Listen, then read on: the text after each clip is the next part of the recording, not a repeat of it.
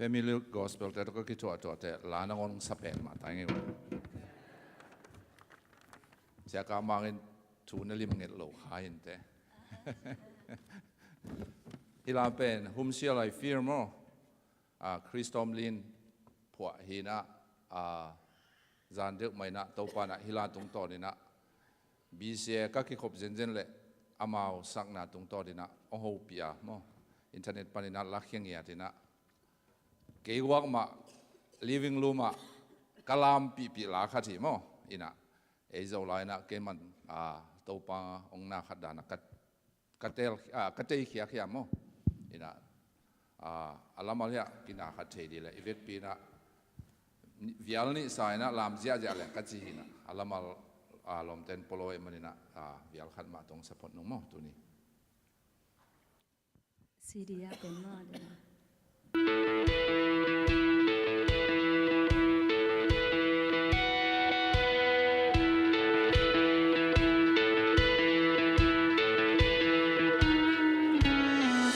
cùng dập trang nung ra hi dinh dây la na hi qua mía liên gian toam hàng qua bát lia thế lôi hi kiên qua lao đi gal pa na su gian hi ca ke te loa ya kan nam le lum na hi wai na te om lai ha kiên qua lao đi kiên te ka maya pai pa kiên te ka dong pan pa pan mi con ka te pa sia ke lam ma hong pang je a ton tu nga man pa te ka long pa tha na hi pan mi con ka te pa sia ke lam ma hong pang je